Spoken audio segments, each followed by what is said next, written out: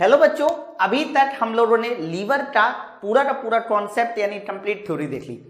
अब हम लोग जो देखने वाले हैं वो लीवर के ऑब्जेक्टिव क्वेश्चन देखने वाले हैं कि लीवर से किस तरह के क्वेश्चन पूछे जाते हैं, है ना। तो जैसे कि पहला क्वेश्चन आप लोग के सामने लिखा हुआ है और पहला क्वेश्चन ये बोल रहा है कि सर प्रथम श्रेणी के लीवर में निम्नलिखित में कौन सा कथन सत्य है। मतलब जो हमारे प्रथम श्रेणी के लीवर होते हैं, फर्स्ट काइंड ऑफ लीवर, उनके बारे में बताइए।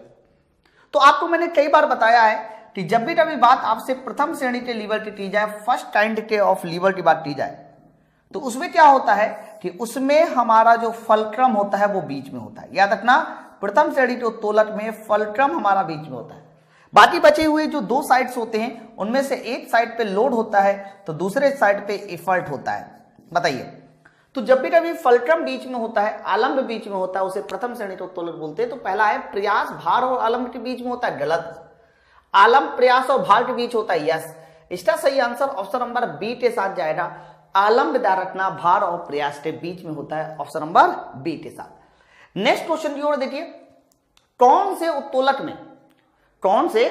में प्रयास आलम्ब तथा भार के बीच में होता है।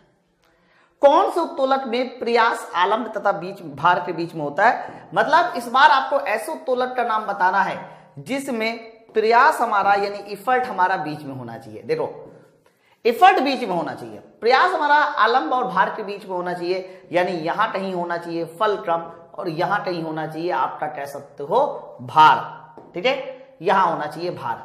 बताइए, तो प्रयास बीच में होना चाहिए बच्चा, और प्रयास बीच में किसमें होता है तो कहना प्रयास बीच में लगाया जाता है थर्ड काइंड ऑफ लीवर में। अब ये सब थ्योरी आपको देखनी पड़ेगी। हाँ, तो थर्ड काइंड ऑफ लीवर, इसका सही आंसर ऑप्शन नंबर सी के साथ जाएगा, थर्ड काइंड ऑफ लीवर। इसका एग्जांपल जैसे कि चिमटे तो देखो आप बीच में पकड़ते हो, है ना। तो जब भी कभी प्रयास बीच में होता है समझ जाना वो थर्ड काइंड ऑफ लीवर होता है। चलो नेक्स्ट क्वेश्चन देखिए, दिखाए गए चित्र में एक लीवर दिखाया गया है ना। तो बताना है कि ये कौन सा लीवर है। अब आप ये सोचो कि कैसा लीवर है, तो आपको जो चित्र में दिखाई दिया है ना, ये किसी भी बोतल का ओपनर दिखाई दिया है जिससे हम लोग बोतल को ओपन करते हैं। बताया गया, दिखाई दिया ना। तो जब भी कभी आप ओपनर को ध्यान से सुनिएगा पकड़ते हैं, तो इस पॉइंट पे आपको ओपनर को पकड़ते हैं, यानी इस पॉइंट पे आपको प्रयास लगाना होता है, एफर्ट लगाना होता है। ये जो पॉइंट होता है, ये पॉइंट बोतल का ढक्कन खोलता है, यानी इस पॉइंट पे कह सकते हो लोड आता है। और ये जो किनारे वाला पॉइंट होता है ये एकदम स्थिर बिंदु बन जाता है। सर इसका मतलब ये क्या है तो कहना ये फलक्रम है ना। ऐसे बोतल को पकड़े खट से फुश, है ना। तो फलक्रम हमारा किनारे पर आ गया, इफर्ट हमारा किनारे पर आ गया, लोड बीच में आ गया। और लोड बीच में आता है किसमें सर, लोड बीच में आता है सेकेंड काइंड ऑफ लीवर में। सही answer second kind of lever होगा। आगे बात करते हैं अगला, प्लायर्स। अरे वाह, तो बच्चा प्लायर्स एक काफी ज्यादा इंपॉर्टेंट है, आपको पता भी होना चाहिए। प्लायर्स मतलब प्लास जिसको बोलते हैं। प्लास के बारे में पूछा जा रहा है कि बताइए प्लास कैसा लीवर है। तो प्लास आप सबको पता है कि जो भी हमारा प्लास होता है उसमें देखिए ये जो फलक्रम होता है वो एकदम बीच में होता है। सर फलक्रम हमारा कहां होता है, सर फलक्रम हमारा बीच में होता है। जबकि इफर्ट हम लोग यहां लगाते हैं, इफर्ट हम लोग यहां लगाते हैं, पी हम लोग यहां लगाते हैं, और लोड देखिए यहां पर होता है। हालांकि लोड से कोई मतलब नहीं, फलक्रम बीच में है। और जब भी कभी फलक्रम तुम्हारा बीच में होता है तो याद रखना ये कौन सा लीवर होता है, ये प्रथम श्रेणी का उत्तोलक होता है। तो जो प्लायर्स होते हैं यानी प्लास होते हैं वो प्रथम श्रेणी के उत्तोलक में आते हैं। आगे देखिए, निम्न में से कौन एक उत्तोलक नहीं है, इनमें से कौन एक उत्तोलक नहीं है। तो आपको पता है कि जो कैंची होती है ये प्रथम श्रेणी का उत्तोलक होता है। सीसा झूला, सर ये भी प्रथम श्रेणी का उत्तोलक होता है, ये भी सर प्रथम श्रेणी का उत्तोलक होता है। और मेरे भाई एक लीवर और होता है, नाम नहीं आपने सुना होगा, मैं बताता हूं, उसका नाम होता है bell trent lever. Bell trent lever भी प्रथम श्रेणी का उत्तोलक होता है। आपको पता है बेल ट्रेंट लीवर कैसा होता है। बेल ट्रेंट लीवर में इस तरीके से दो परपेंडिकुलर भुजाएं होती है, ऐसे दो परपेंडिकुलर भुजाएं होती है। हालांकि ये दोनों भुजाएं एक स्थिर बिंदु के अबाउट घूम सकती है, वो स्थिर बिंदु यहां कहीं होता है। ये होता है हमारा फलक्रम। इनमें से एक पॉइंट पे लोड होता है तो दूसरे पॉइंट पे एफर्ट पी होता है, ऐसे कुछ होता है, ध्यान रखना। तो मेरे भाई ये भी एक प्रकार का लीवर होता है बेल ट्रेंट लीवर, लेकिन चाकू ये अकेले लीवर का काम नहीं करती, चाकू कभी भी लीवर नहीं बनाती, इस बात को याद रखना, ठीक है। तो सही आंसर जाएगा ऑप्शन नंबर ए के साथ, नाइफ के साथ। नेक्स्ट क्वेश्चन देखिए, क्वेश्चन नंबर 6वां क्या कहता है, निम्नलिखित में किस प्रकार के उत्तोलक का प्रयोग नट क्रैकर के रूप में किया जाता है। आपने देखा होगा नट क्रैकर क्या होते हैं, जब कभी हमें नट्स वगैरह तोड़ना होता है, जो हमारे अखरोट होते हैं, तो तभी आप देखिए अखरोट में यहां पर हम लोग अखरोट को फिट करते हैं, यहां पर हम लोग उसमें प्रयास लगाते हैं यानी इफर्ट लगाते हैं, और लोड हमारा यहां पर होता है, और मेरे भाई फल्क्रम किनारे पर होता है, देख लो होता है ना। तो अगर लोड बीच में हो जाता है नट क्रैकर में, तो सर लोड बीच में होना कौन सी श्रेणी का उत्तोलक होता है, सर ये सेकंड श्रेणी का उत्तोलक होता है, इसलिए ऑप्शन नंबर बी के साथ जाएगा सेकंड श्रेणी का उत्तोलक। अरे वाह, अब ये नन्ना सा न्यूमेरिकल सॉल्व हो जाएगा। एक्चुअली में ये न्यूमेरिकल ना मुझे सॉल्व कराने का पर्पज ये था कि आप बलाढूर को थोड़ा समझ सको है। सवाल देखो क्या है, क्वेश्चन नंबर 7वां, एक ऑटोमोबाइल इंजन है जिसका आरपीएम दिया हुआ है, सर इसका आरपीएम है 1800 आरपीएम, सर इसका आरपीएम है 1800 आरपीएम, चेक कीजिए 100 किलोवाट की शक्ति जनरेट करता है, यानी पावर का मान जो है वो 100 किलोवाट है, चेक कीजिए। देखो बोला जा रहा है क्या यह बलाढूर प्रदान करेगा, यानी बलाढूर टी का मान पूछ रहा है। आसान सवाल है, आसान सवाल है, बस आपको इसमें एक छोटा सा नन्ना सा फॉर्मूला इस्तेमाल करना पड़ेगा। पावर बराबर होता है P बराबर होता है T इंटू ओमेगा, बताइए होता है ना। बट अगर मैं पावर को 100 किलोवाट को 100 गुणे 10 की पावर 3 लिखूं और मुझे T निकालना है, अब रही बात ओमेगा की, तो याद रखना ओमेगा निकालने का फॉर्मूला होता है 2 पाई n अपॉन 60। जब आरपीएम दिया जाए 2 पाई n की जगह पे 1800 डिवाइड बाई 60, हमने क्या किया है कि ओमेगा की जगह पे 2 पाई n डिवाइड बाई 60 कर दिया, यहां से सॉल्व करने से T निकलाएगा। थोड़ी सी कैलकुलेशन आपको बड़ी लग रही होगी, लेकिन ऑप्शन के अनुसार मैं सॉल्व कर दूंगा। 60 से 30 बार कैंसिल हो जाएगा, देख लो है ना।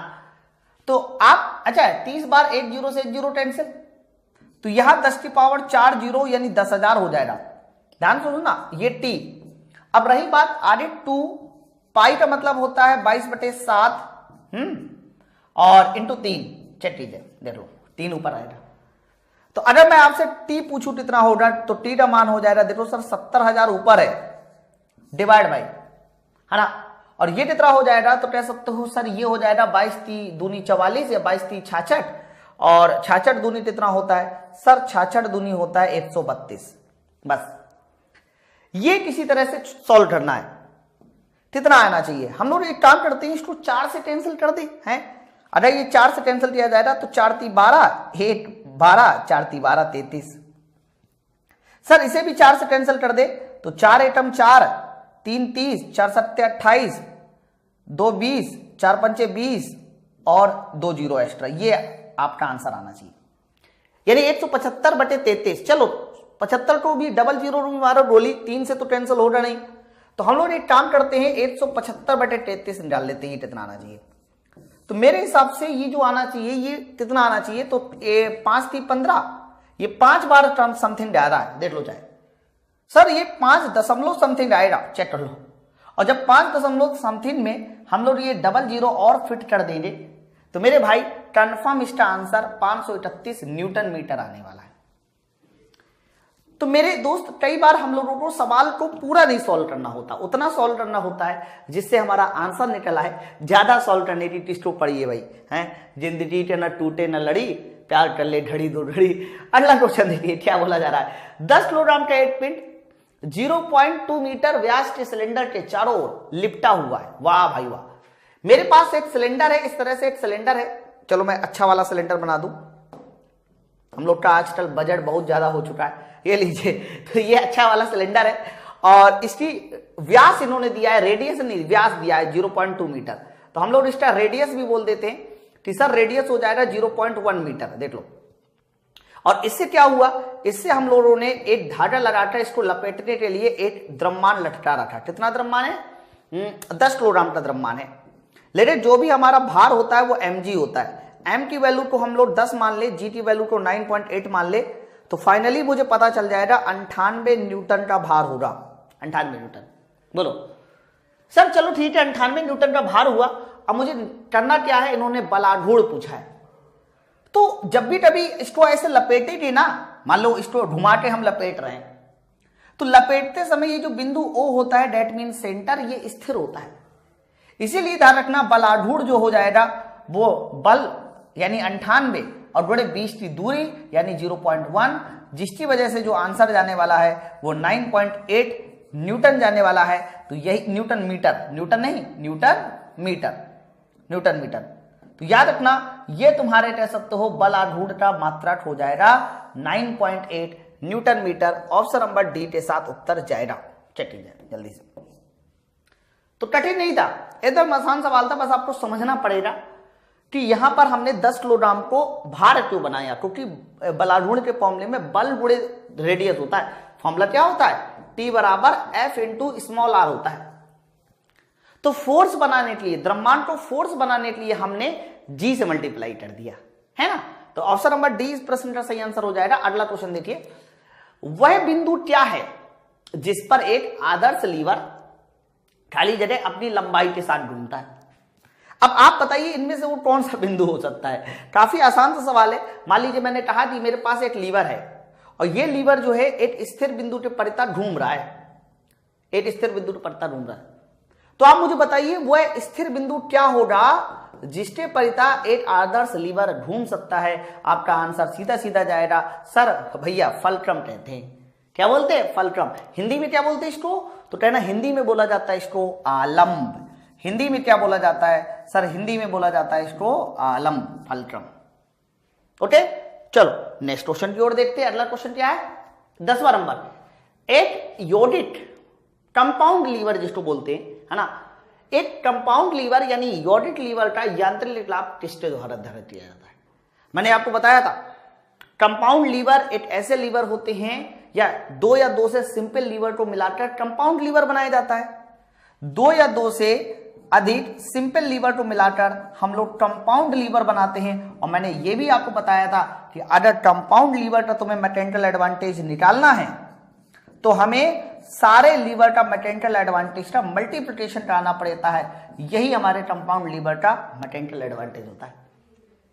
तो बोला जा रहा है प्रत्येक सरल मशीन के यांत्रिक लाभ को जोड़ना गलत, सबसे बड़े यांत्रिक लाभ के साथ सरल मशीन खोजना, अरे गलत। सरल मशीनों के लिए औसत यांत्रिक नहीं सर, प्रत्येक सरल मशीन के यांत्रिक लाभ को गुणा करना यस। देख लीजिए प्रत्येक जितनी सिंपल लीवर होंगे उनके यांत्रिक लाभों का मल्टीप्लिकेशन ही कह सकते हो कंपाउंड लीवर का मैकेनिकल एडवांटेज होता है, यांत्रिक लाभ होता है। तो उन्होंने यही तो बोला था कि कंपाउंड लीवर का आपको यांत्रिक लाभ बताना है, इसीलिए इसका आंसर जाएगा ऑप्शन नंबर डी के साथ। नेक्स्ट क्वेश्चन देखिए, किस प्रकार का लीवर हमेशा बल का अनुप्रयोग को कम करता है। मतलब पहला, दूसरा, तीसरा, इनमें से वो कौन सा लीवर होता है जिसमें कम बल इस्तेमाल होता है, यानी कम बल इस्तेमाल करके ज्यादा बल उठाते, कम प्रयास इस्तेमाल होता है। तो मेरे भाई याद करो, मैंने आपको बताया था कि जो हमारा सेकेंड काइंड ऑफ लीवर होता है उसका मैकेनिकल एडवांटेज 1 से ज्यादा, और 1 से ज्यादा का मतलब होता है W ग्रेटर देन P। इसका मतलब ये होता है कि कम प्रयास लगाकर ज्यादा भार उठाते हो।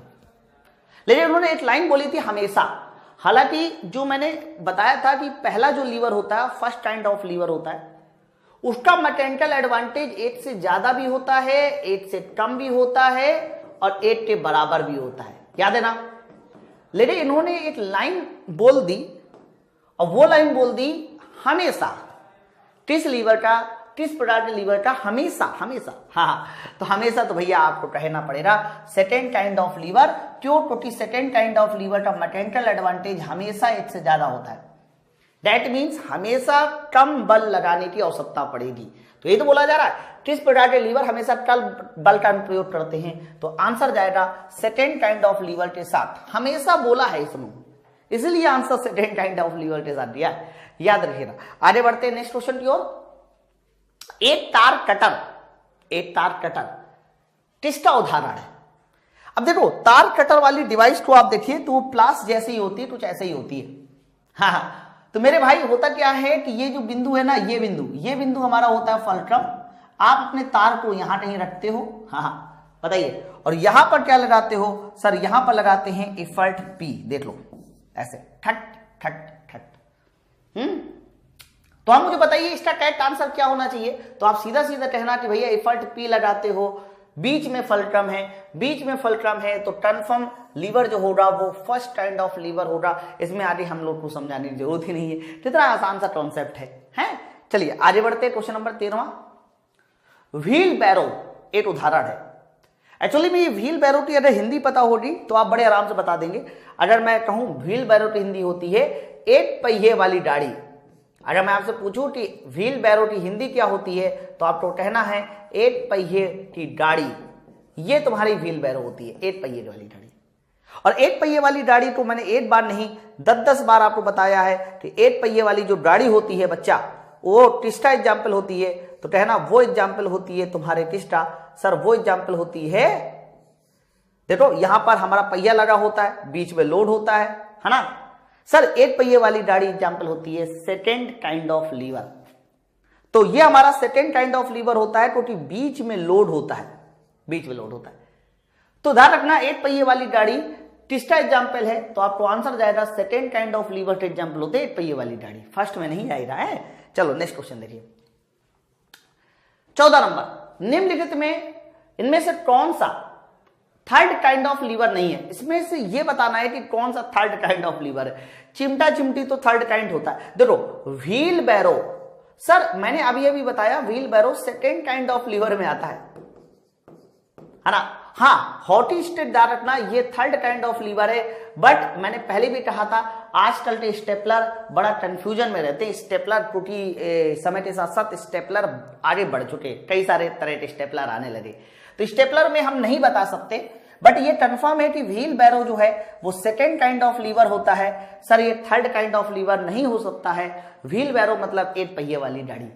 तो बोला जा रहा था इनमें से वो कौन सा लीवर है जो थर्ड काइंड ऑफ लीवर नहीं है, कह देना सी वाला नहीं है? चलो और आगे देखिए, ये सवाल बढ़िया। एक्चुअली में इस सवाल के लिए आप ये CBT 2 का ALP CBT 2 के पार्ट 2 में आया हुआ सवाल है 2018 में।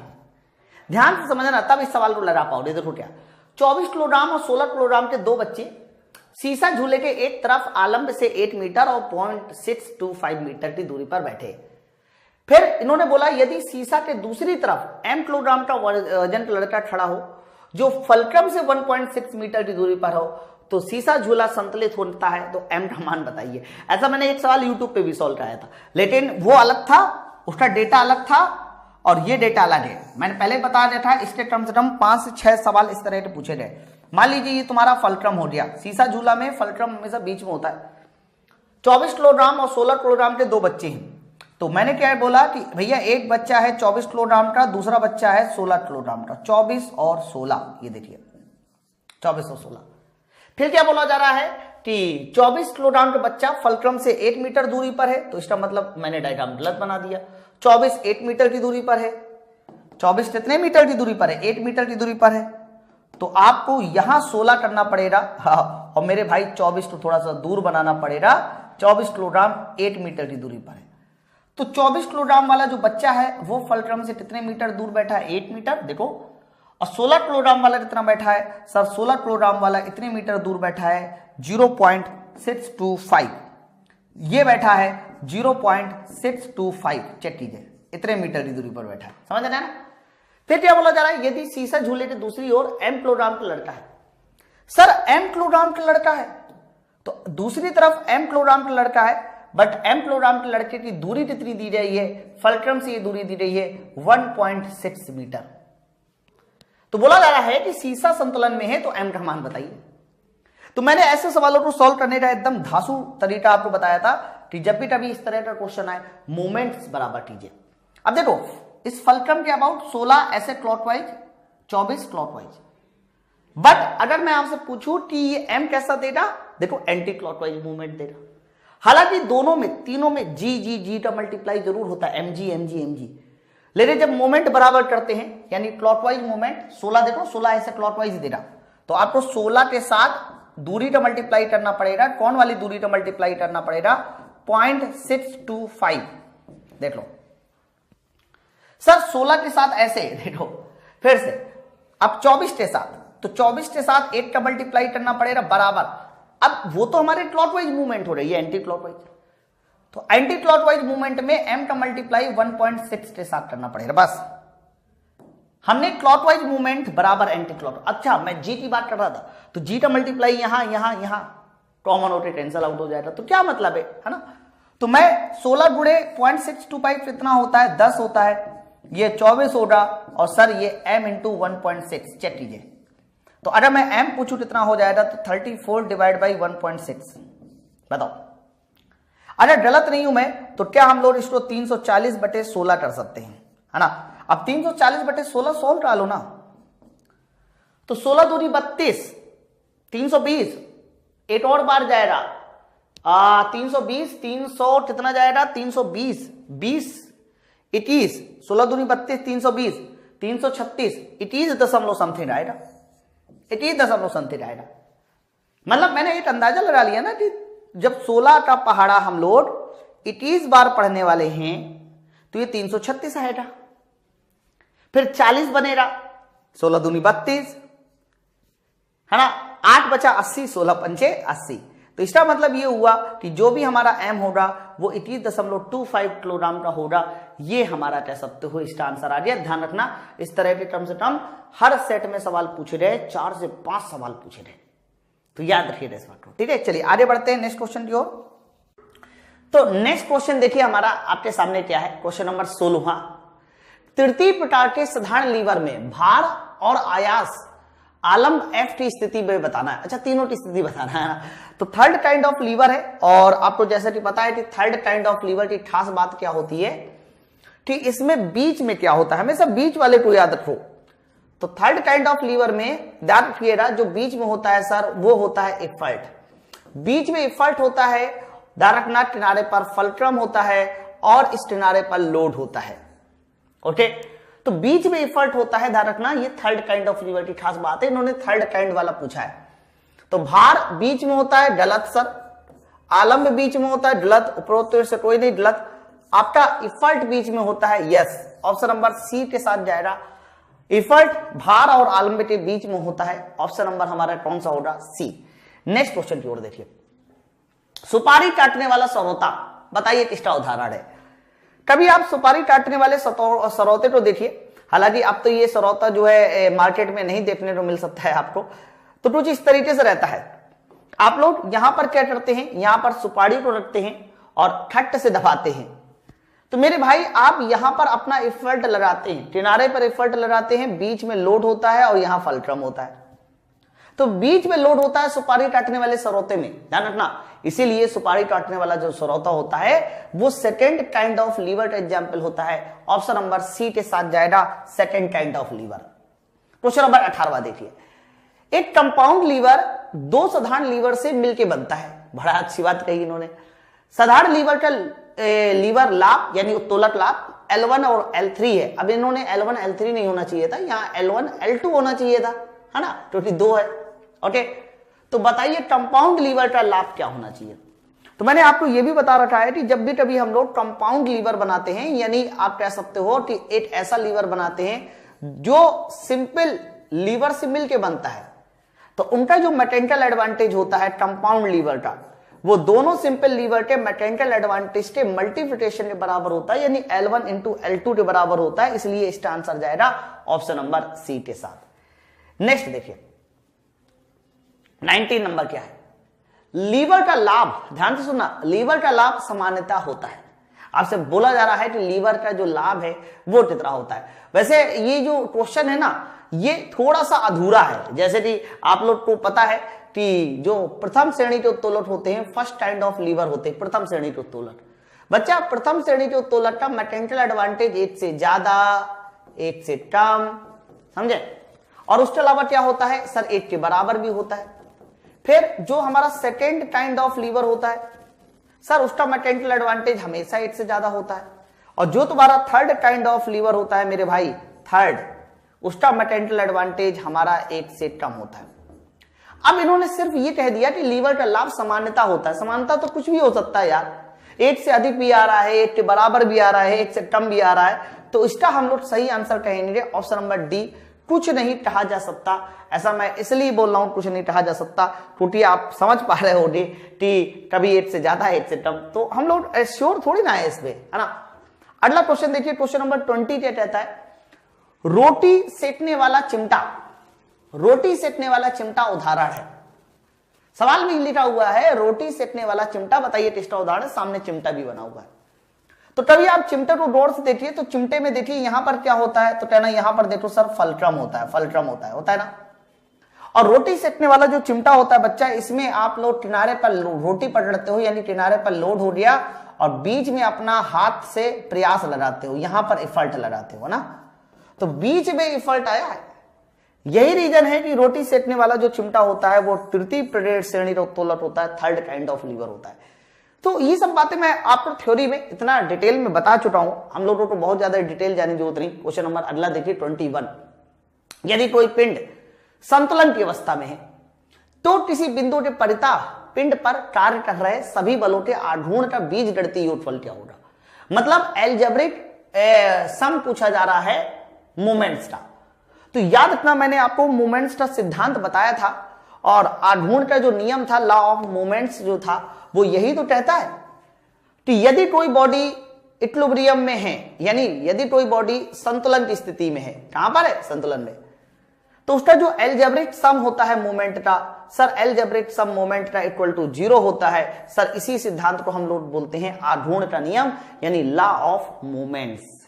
ठीक है, चलिए नेक्स्ट क्वेश्चन देखिए, यदि एक बहुपद लीवर, यदि एक बहुपद लीवर दो साधारण लीवर से मिलकर बना है, बहुत अच्छी बात कही कि एक हमारे पास बहुपद का मतलब कंपाउंड लीवर, बहुपद का मतलब क्या है, बहुपद का मतलब है कंपाउंड लीवर।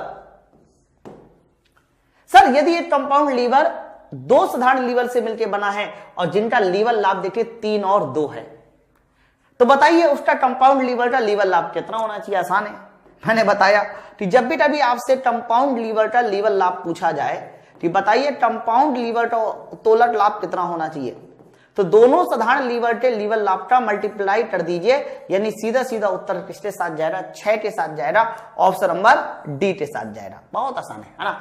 चलो नेक्स्ट क्वेश्चन देखिए, घड़ी में चाबी भरने की क्रिया किसका उदाहरण है। बड़ा अच्छी बात कही, देखो घड़ी में चाबी भरना जिसको घुमाना कहते हैं, या फिर बोतल का ढक्कन घुमाना, ध्यान से सुनना।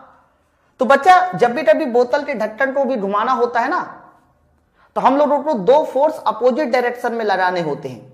हाँ, हालांकि ये दोनों फोर्स अगर आपस में बराबर है, क्या है बच्चा, बराबर, तो बराबर का मतलब होता है, देखो मैं आपको पहले बता दूं, 2-3 चीजें आप समझो पहले। एक होता है समांतर फोर्स, और समांतर बल 2 तरह के होते हैं, जिनकी दिशा एक समान हो और जिसकी दिशा विपरीत हो, है ना। तो अगर दिशाएं समान है तो ऐसे पैरेलल फोर्स को बोला जाता है लाइट पैरेलल फोर्स, लाइट आगे लिख लेना, पैरेलल फोर्स। जिनकी दिशा विपरीत हो तो उसको बोला जाता है अनलाइट पैरेलल फोर्स, आगे पैरेलल फोर्स कर लेना। लेकिन ध्यान रखना, मैंने कई बार बताया है कि चाबी का ढूंढना, बोतल के ढक्कन का ढूंढना, ये सब हमारा कपल बनाता है, तो इसका सही आंसर जाएगा कपल के साथ, ऑप्शन नंबर बी के साथ। बाकी इनमें से कोई भी उत्तर सही नहीं होगा, उसका सबसे बड़ा रीजन है कि मेरे पास कपल है। ठीक है, चलो आगे देखिए, तराजू किसका उदाहरण होता है। देखो मैंने बताया कि जब भी कभी तराजू को आप देखिए तो तराजू में दोनों परणों पर समान भार होना चाहिए, दोनों परणों पर कैसा भार होना चाहिए, समान भार होना चाहिए। तो समान का मतलब संतुलित वाला उत्तर सही होना चाहिए, समान का मतलब संतुलित वाला उत्तर सही होना चाहिए है।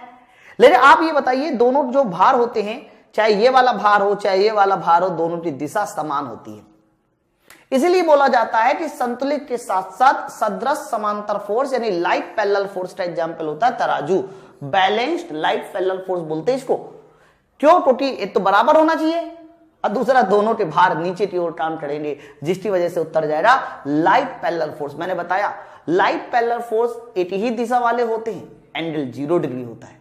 अनलाइट पैरेलल फोर्स विपरीत दिशा वाले होते हैं, एंगल 180 डिग्री होता है। नेक्स्ट क्वेश्चन देखिए, ताला खोलने के लिए उसमें चाबी का घुमाना उदाहरण होता है। मान लीजिए मैं ताला खोल रहा हूं, तो ताला खोलने के लिए बताइए चाबी का घुमाना किसका उदाहरण है।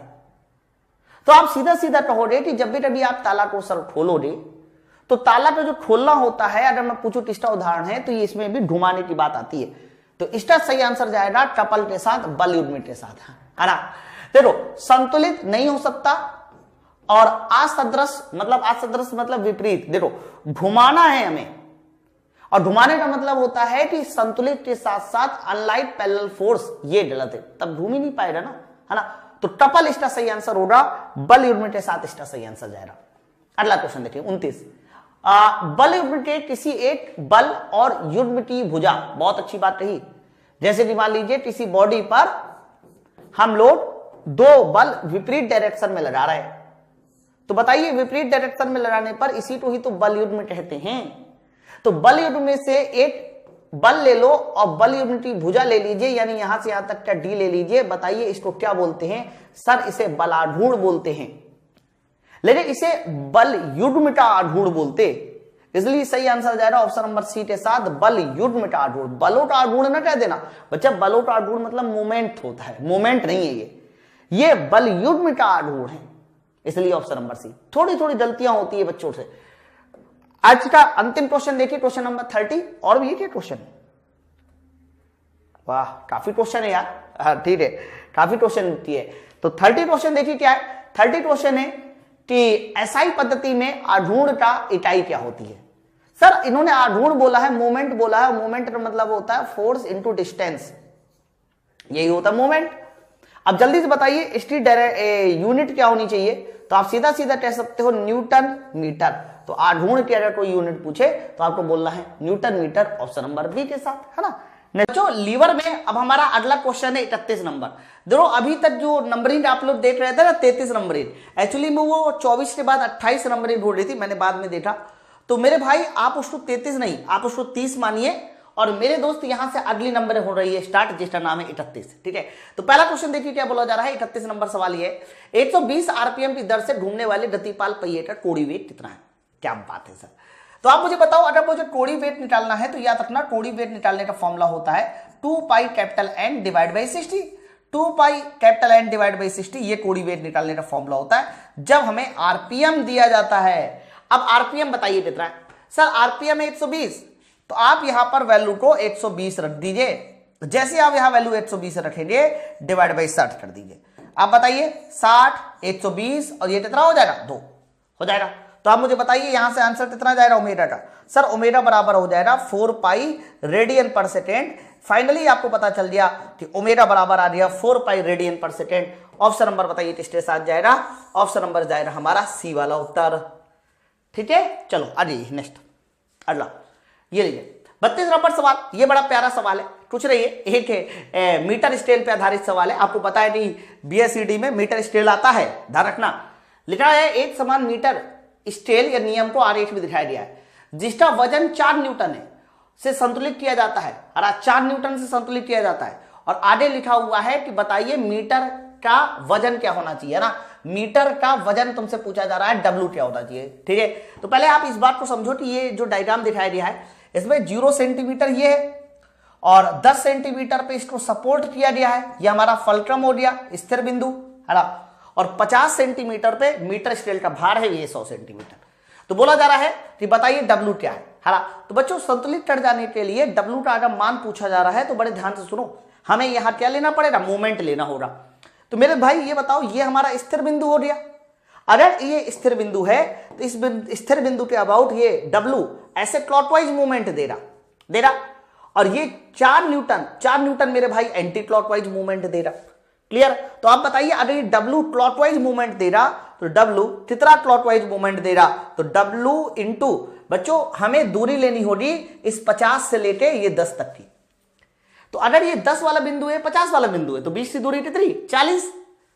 20 की दूरी कितनी? 40। डब्ल्यू जोड़े 40 बराबर।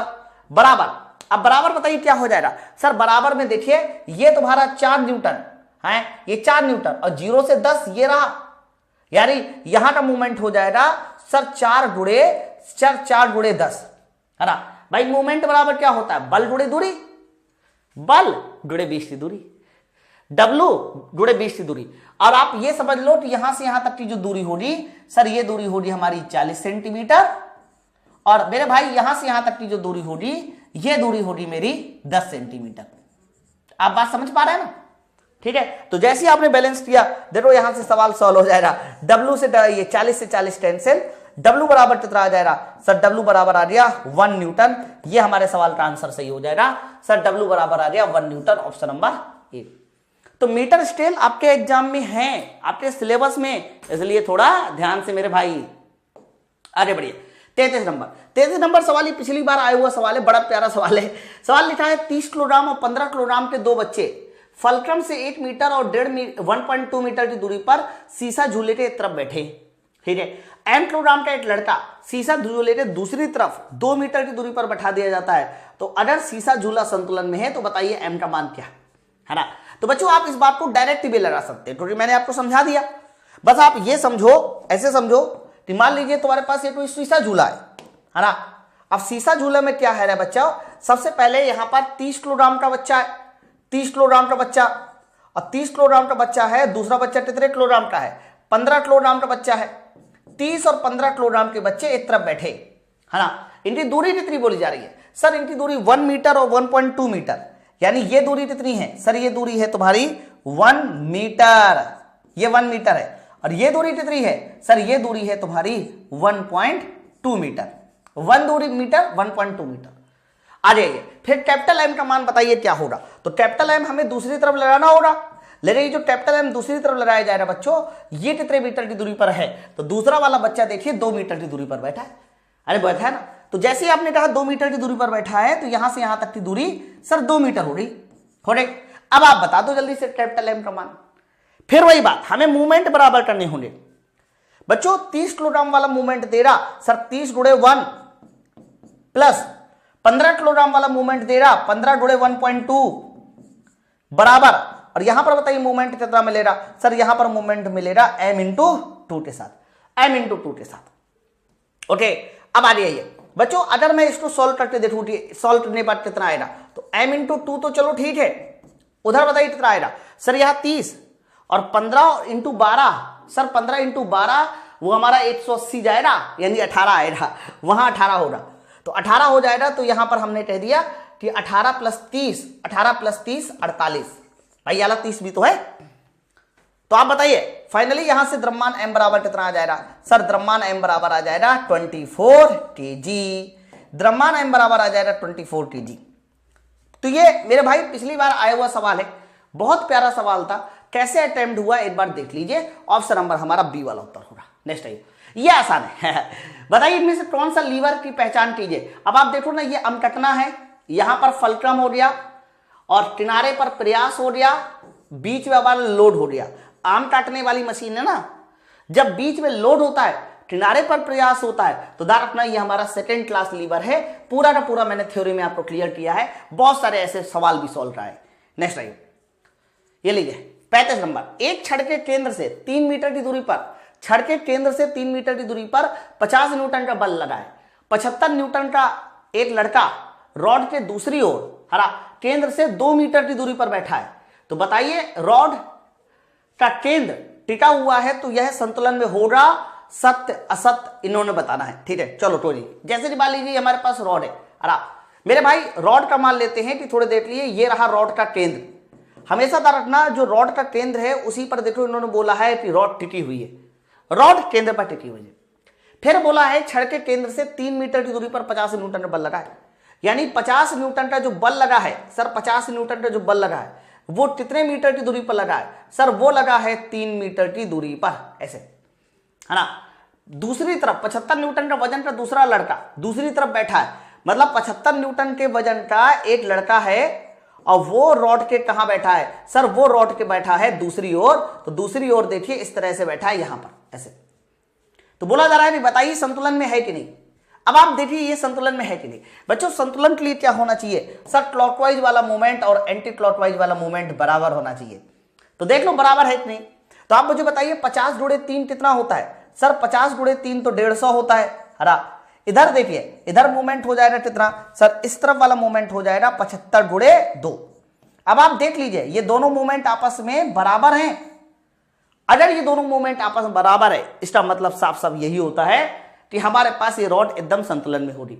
अगर एक तरफ वाला मूवमेंट ज्यादा होता तो रॉड उस तरफ की ओर झुक जाती या मुड़ जाती, है ना। चूंकि 75/2 50/3 बराबर है तो रॉड संतुलन में है। सर ये बात हमारी सत्य है, ये बात हमारी सत्य है, रॉड हमारी संतुलन में है। Option number A. नेक्स्ट है ये लो, निम्नलिखित में से किस प्रकार के उत्तोलक का प्रयोग फिशिंग रॉड में किया जाता है। ये मैंने थ्योरी में एकदम क्लियर किया था। जो हमारी फिशिंग रॉड होती है, उसका एक सिरा जमीन में होता है, बीच वाले सिरे पर हम प्रयास लगाते हैं, बीच में प्रयास होता है। तो फिशिंग रॉड जो होती है वो ध्यान रखना तृतीय श्रेणी के उत्तोलक में आती है। ऑप्शन नंबर हमारा क्या हो जाएगा, सी वाला आंसर, तृतीय श्रेणी। नेक्स्ट है ये लीजिए, एक यॉर्डिट मशीन का यांत्रिक लाभ, कंपाउंड मशीन का यांत्रिक लाभ किसके द्वारा निर्मित किया जाता है। कंपाउंड मशीन है तो कंपाउंड मशीन का यानी जितने भी हमारे कंपाउंड लीवर होते हैं जिसको आप बोलते हैं यॉर्डिट लीवर, कंपाउंड लीवर। तो याद रखना अगर तुम्हारे पास कंपाउंड लीवर है तो उसका जो मैकेनिकल एडवांटेज होता है सभी सिंपल लीवर के मैकेनिकल एडवांटेज के गुणनफल के बराबर होता है, L1 × L2 × L3, है ना। तो इसका सही आंसर ऑप्शन नंबर डी वाला उत्तर जाएगा। प्रत्येक सरल मशीन के यांत्रिक लाभ का गुणा करने पर मिलता है। Option number D. नेक्स्ट है 38 नंबर बड़ा प्यारा है बच्चों। लोड और व्हील बैरो का वजन 600 न्यूटन है। जैसे कि व्हील बैरो है, व्हील बैरो समझते हैं, एक पहिए वाली गाड़ी। बच्चों एक पहिए वाली जो गाड़ी होती है, ध्यान रखना एक पहिए वाली गाड़ी जो होती है सर वो सेकेंड श्रेणी के उत्तोलक में आती है। किसमें आती है, सेकेंड श्रेणी के उत्तोलक में आती है। तो आप लोग सामने देख पा रहे होंगे यहां पर मैंने एक पहिए वाली गाड़ी बनाई। ये इसका पिवट बिंदु है, यानी ये इसका हमारा फलक्रम हो गया एफ, हो गया। अब आगे अगर ये हमारा फलक्रम हो गया, एक सेकंड रुको, एसी में थोड़ा बंद कर दूं। ओके, तो बच्चों अगर ये हमारा फलक्रम वाला बिंदु हो गया, अब देखो उसका जो लोड है ना सर, ये जो लोड है ये कितने न्यूटन का है। सर ये लोड है हमारा कितने न्यूटन का, सर लोड हमारा 600 न्यूटन का है ना। यहां पर आपने प्रयास लगाया, फोर्स एफ लगाया ऐसे, तो बोला जा रहा है कि बताइए यहां पर 600 न्यूटन का भार उठाने के लिए कितना एफ लगेगा। तो हमें कुछ नहीं करना, यहां पर भी मूवमेंट बराबर कर देना है। देखो ये लोड क्लॉकवाइज मूवमेंट दे रहा है ऐसे, और ये फोर्स एफ इस तरह से एंटी क्लॉकवाइज मूवमेंट दे रहा। हमें दोनों मूवमेंट को बराबर कर देना। तो बच्चों मूवमेंट क्या होता है, बल इंटू दूरी। तो मेरे भाई 600 न्यूटन का मूवमेंट हो जाएगा 600 इंटू, और ये देखो इसकी दूरी कितनी है 70, है ना, बराबर। अब ये बताओ ये एफ का मूवमेंट कितना हो जाएगा। सर एफ का मूवमेंट हो जाएगा एंटी क्लॉकवाइज, बल एफ और यहां से लेकर यहां तक की पूरी दूरी ली जाएगी, क्योंकि पिवट वाला बिंदु ये, तो बल एफ की अगर पिवट वाले बिंदु से दूरी ली जाएगी तो 7 5 12 यानी 120। तो बच्चों यहां पर कैलकुलेशन बनेगी एफ इंटू 120। देख लो, अब आप पूरा डेटा सॉल्व करके आप बता सकते हैं। हमने कुछ नहीं किया, क्लॉकवाइज वाला मूवमेंट एंटी क्लॉकवाइज वाला मूवमेंट बराबर कर दिया, ठीक है। तो 120 को अगर मैं इससे कैंसिल करूं 600 से, कितनी बार जाएगा, 12 पंचे 60 यानी 50 बार, 5 बार जाएगा, 5 बार। और एफ बराबर पूछूं तो 7 पना 35 यानी आंसर जाएगा 350 न्यूटन के साथ। 350 न्यूटन के साथ जाएगा। ये हमारा ऑप्शन नंबर किसके साथ जाएगा, ए वाला आंसर, सवाल का सही आंसर। प्यारा सवाल था ये भी, है ना। नेक्स्ट आइए, ये लीजिए। अब 39 नंबर सवाल देखिए क्या है। एक समान क्षैतिज बीम जिसके दाहिने हाथ के छोर पर धुरी है, दाहिने हाथ के छोर पर धुरी है। देखो ये हमारा पिवट बिंदु हो गया सर, ये हमारा फलक्रम हो गया एफ। फिर 60 न्यूटन का बल बीम पे लंबवत ऊपर की ओर लग रहा है, जैसा कि चित्र में दिखाया गया। बीम का वजन क्या है, बीम का वजन ये देखिए, बीम का वजन मतलब आपको डब्लू पूछा जा रहा है, बीम का वजन डब्लू कितना है ना। फिर वही सेम चीज, आपको मूवमेंट बराबर करना है, सवाल सॉल्व हो जाएगा। तो डब्लू ऐसे एंटी क्लॉकवाइज मूवमेंट दे रहा और 60 न्यूटन ऐसे क्लॉकवाइज ऊपर की ओर, बराबर कर दो। तो डब्लू का मूवमेंट कितना, सर डब्लू का मूवमेंट हो जाएगा डब्लू इंटू 30, है ना। और बच्चों बताइए इस 60 न्यूटन का मूवमेंट कितना हो जाएगा, 60 न्यूटन ऊपर की ओर है, 30 + 20 50। तो 60 इंटू बताइए कितना हो जाएगा। भाई दूरी हमेशा उस बिंदु से ली जाती है जिस बिंदु के अबाउट वो घूमना चाहता है, यानी पिवट वाला बिंदु जिसको आप फलक्रम भी कहते हैं। तो दूरी हमेशा फलक्रम से ली जाती है। चलिए भैया जल्दी से आप बताइए इसका आंसर किसके साथ जाएगा। 30 से ये 60 कैंसिल हो जाएगा 2 बार। देखो तो डब्लू बराबर बताइए कितना हो जाएगा, 50 × 2, और 50 × 2 बताइए कितना होता है, 100 न्यूटन होता है। यहां पर बीम का भार कितना आ गया सर, 100 न्यूटन आ गया। ऑप्शन नंबर डी वाला सवाल है, हरा। नेक्स्ट आइए, आगे बढ़िए। 40 नंबर सवाल, कितना प्यारा सवाल है। इन्होंने देखिए बोला जा रहा है 20 किलो वजन का एक लड़का केंद्र से 1.2 मीटर की दूरी पर है। 20 किलोग्राम वजन का एक लड़का केंद्र से 1.2 मीटर की दूरी पर है। ऐसे मतलब ये जो लड़का है ना सर, ये लड़का कितने वजन का है सर? ये लड़का है 20 किलोग्राम वजन का और केंद्र से 1.2 मीटर की दूरी पर है। फिर बोला जा रहा है 60 किलोग्राम वजन वाले आदमी को कहां बैठाना चाहिए? 60 किलोग्राम वाले आदमी को कहां पर बैठाया जाना चाहिए, है ना, ताकि जो है हमारा यह संतुलन में रहे। मतलब ये जो आपसे एक्स है ना, ये एक्स कहां पर बैठाया जाना चाहिए सर? ये एक्स आपसे पूछ रहा है। ठीक है, तो भैया ये शीशा झूला है और ये देखिए ये हमारा क्या हो रहा है सर? ये हमारा फलक्रम हो रहा है एफ। तो क्या करना चाहिए? क्लॉकवाइज वाला मूवमेंट एंटी क्लॉकवाइज वाले मूवमेंट के बराबर, क्लॉकवाइज मूवमेंट एंटी क्लॉकवाइज वाले मूवमेंट के बराबर। बस वही सेम चीज हो रही है। और ये कॉन्सेप्ट ना पिछली बार पूछा गया है, इसलिए मैं बता रहा हूं मीटर स्केल पे न्यूमेरिकल आए और ये सब मीटर स्केल का कॉन्सेप्ट है। तो 20 किलोग्राम इंटू 1.2, तो यहां पर कैलकुलेशन बैठेगी 20 इंटू 1.2, हरा, और यहां क्या कैलकुलेशन बैठेगी सर? यहां कैलकुलेशन बैठेगी 60 इंटू 1x, 60 इंटू एक्स। बस सवाल को सॉल्व करके आप एक्स निकाल दो कितना होगा। ठीक है, क्या होगा मेरे भाई एक्स? तो अगर मैं सवाल को देखूं तो देखो 20 से ये 60 कैंसिल कितनी बार? 3 बार, हरा 20 30 60। और 3 को अगर 12 से कैंसिल किया जाए तो 3 को 12 से कैंसिल करने पर सर ये कितनी बार जाएगा? 3 छुटो 12.4। तो फाइनली यहां से x पता चल गया सर, x का मान आ गया 0.4 मीटर। देख लो, तो केंद्र से कितने मीटर की दूरी पर होगा सर? केंद्र से 0.4 मीटर की दूरी पर होगा। ऑप्शन नंबर हमारा बी वाला उत्तर होगा। ठीक है, नेक्स्ट आइए, ये लीजिए अगला क्वेश्चन 41। यदि फलक्रम प्रयास के करीब है तो यह होगा, है ना। अगर फलक्रम प्रयास के करीब है, देखो जैसे कि मान लीजिए हमारे पास ये रहा इस तरह से ऐसे, और ये रहा मान लीजिए थोड़ी देर के लिए फलक्रम, ये रहा फलक्रम।